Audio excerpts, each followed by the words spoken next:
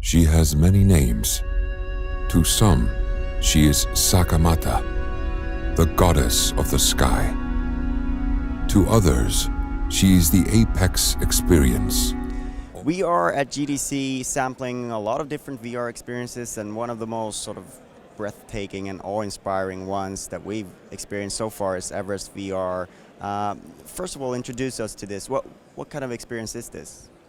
So this is basically our attempt to recreate the emotions and feelings of ascending Everest. So it's the final product is going to be like a strange, like a sequence of first-person scenes where you go through the major milestones of summiting Everest. And here you tried the Hillary step, which is the last hurdle before the summit.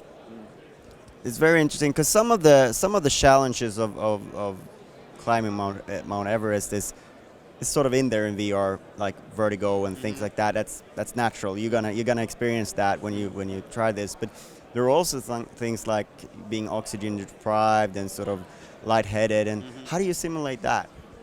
So yeah, we try to manipulate your brain a little bit as much as we can and as we dare. There are ways to, for example, we use heartbeat tracks that is in the outer track. Your body usually empathizes with heartbeats that you will align to that, so that can stress you up or relax you in certain cases. We also use breathing sounds, and that is also something that you are very sympathetic to.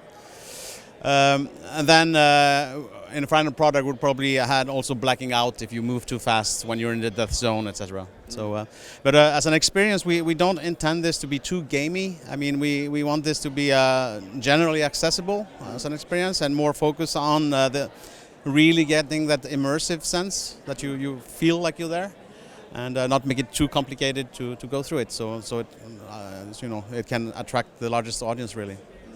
And you're developing this for the Vive. Do you have plans for other VR platforms as well? Yes, we plan to port this to all the platforms. The interaction design is obviously going to be different on the Rift and other platforms like PlayStation.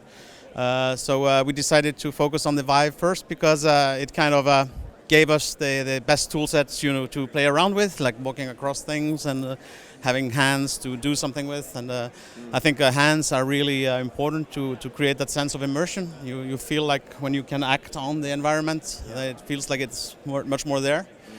So we thought it was our best learning experience to do it there.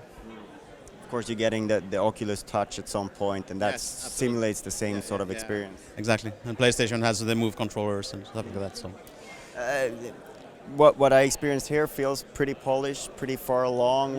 Where are you at in terms of development?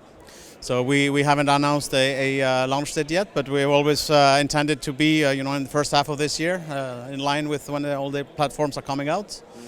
So that's still our plan. We're in full production now. And, we already had demoed another experience, which was the Khumbu Icefall, where you actually cross a glacier with ladders that are thrown across crevices, quite dramatic. And then we are still working on a lot of the scenes that are left. One of the beautiful things about VR is the fact that you can take people to places that they'll never experience in real life, and Everest is one of those iconic places that only a chosen few will ever get to experience. What's the motivation there? Is there anyone on the team who's actually been there, or and how do you feel about it yourself, about sort of enabling people to experience this? Yeah, I mean, we always thought when we founded this company that the specificities of VR is really to be able to put people in situations that they had never been in before. And I mean, we're all nature lovers. We're not really, mountaineers as such, but I wish I could, but I'm not. And also, there's another company working on this project with us called RVX, and they are a special effects company. And they worked on many movies, and notably they also worked on Everest at the time. And so they have a lot of know-how on how to acquire landscape using stereophotogrammetry, etc. And it's an Icelandic company and a good friends of ours, so it made sense to unite and to create this experience. You mentioned photogrammetry. The visuals are really key because you don't want it to be sort of like a representation. You want it to feel like it's actually photorealism, that it looks the way it does. Yes, absolutely. But the photogrammetry only goes at a certain point because you can't actually go with helicopters higher than a certain altitude. So, for example, all the summit part is all hand sculpted. So, but we try to be as faithful to the source as possible. And I think people would recognize at least that it's fairly accurate. Mm-hmm. So if I'm making an analogy here with VR, we're sort of at the base camp now, and we still have to climb that summit. How do you feel about the point that we are with VR now, and how do you feel about the future of this new medium? Well, I think the next couple of years are going to be the defining years for VR. I expect to see a lot of changes in the hardware and probably a move towards a mobile factor with the kind of graphic qualities as we have now on PCs. And I think that once you untether the user, that's going to make a great difference. And I also think that by that time, all these various studios like ours will have learned a little bit more how to create content for this platform. And so we'll see always more and more better quality content. And probably a new type of narrative design.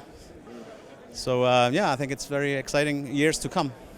And you plan to continue to invest in this area, of course? Yes, of course.